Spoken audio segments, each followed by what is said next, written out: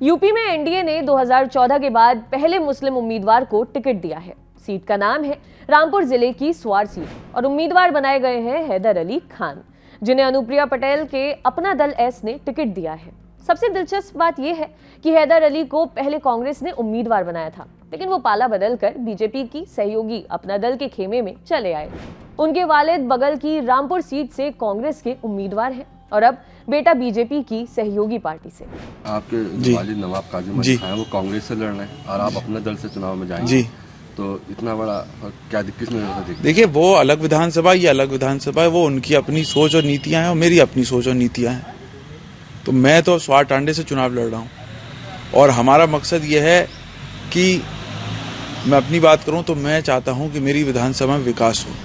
माना जा रहा है कि हैदर अली खान का मुकाबला सपा नेता आजम खान के बेटे अब्दुल्ला आजम से हो सकता है। ऐसे में वो आजम परिवार पर जमकर बरस रहे हैं। उनका कहना है कि आजम खान ने रामपुर जिले के लोगों की बजाय अपनी बेहतरी के लिए काम किया। लोगों को रोजगार देने की जगह उनके हाथ में रिक्शा थमा दिया। अगर आप देखें तो जिले रामपुर में कानपुर के बाद हमारे जिले का नंबर आता था जिसमें सबसे ज्यादा फैक्ट्रियां थी। आज आजम खान ने वो सारी फैक्ट्रियां लगभग बंद करवा दी और पब्लिक के हाथ में रिक्शाएं थमा दी। मैं इनसे ये पूछना चाहूंगा कि इनके बेटे से भी कहीं ज्यादा पढ़े लिखे रामपुर के नौजवान हैं, जिले के नौजवान हैं, तो ये उनके हाथ में तो रिक्शा दे देते हैं, लेकिन अपने बेटे के हाथ में क्यों नहीं देते रिक्शा? साल 2017 में हुए चुनावों में आजम खान के बेटे अब्दुल्ला आजम ने स्वार से ही चुनाव जीता था, लेकिन 2019 में इलाहाबाद हाईकोर्ट के आदेश पर गलत एफिडेविट की वजह से उनकी विधानसभा की सदस्यता खत्म कर दी गई। जहां आजम खान फिलहाल जेल में ही हैं, लेकिन उनके बेटे अब्दुल्ला आजम जमानत पर बाहर आ गए हैं। हाल ही में आजम की हालत बयां करते करते अब्दुल्ला की आंखों में आंसू आ गए थे। वो आंसू पोंछते और पिता की सलामती की दुआ करते नजर आए थे।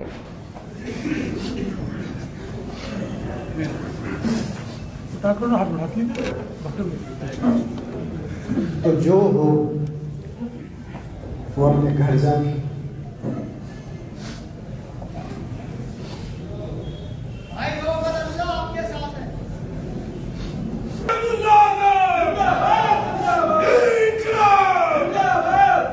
मैंने दुआ करी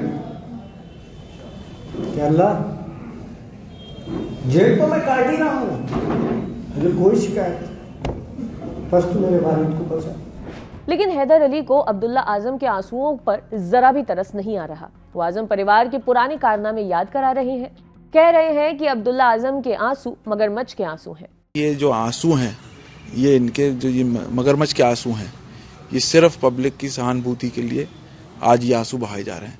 जब यही पब्लिक रो रही थी, जब यतीम खाना तोड़ा गया था, जब औरतें बच्चे इतने छोटे छोटे रो रहे थे, हर किसी को तरस आ गया था, प्रशासन को तरस आ गया था, लेकिन इनको तरस नहीं आया। स्वार से एनडीए उम्मीदवार बनाए गए हैदर अली खान रामपुर के नवाब परिवार से हैं, जिसका सीतापुर जेल में बंद आजम खान से 36 का आंकड़ा रहा है।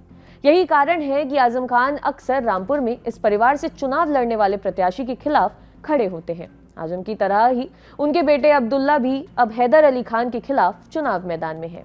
हैदर अली के बारे में आपको और जानकारी दे दें।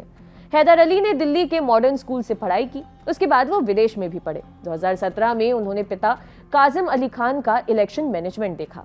उनके दादा 5 बार सांसद रहे और पिता 5 बार विधायक रह चुके हैं। यानी हैदर अली भले ही पहली बार चुनाव लड़ रहे हों, लेकिन सियासत उनके खून में है। वो जानते हैं कि किसे निशाने पर रखना है।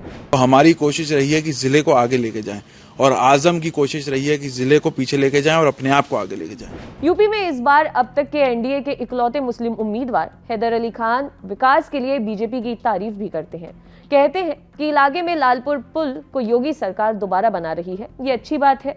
इसी तरह का विकास चाहिए जो सबके काम आए। अगर स्वार सीट से आजम खान के बेटे अब्दुल्ला आजम की उम्मीदवारी पक्की हो जाती है तो ये मुकाबला और दिलचस्प हो जाएगा, क्योंकि तब लड़ाई 2 खानदानों की भी होगी। एक नेता आजम का बेटा होगा तो दूसरा बीजेपी समर्थित पार्टी का उम्मीदवार। आपके लिए खबर लिखी थी हमारे साथी अभय ने। देखते रहिए दी लल्लन टॉप। शुक्रिया।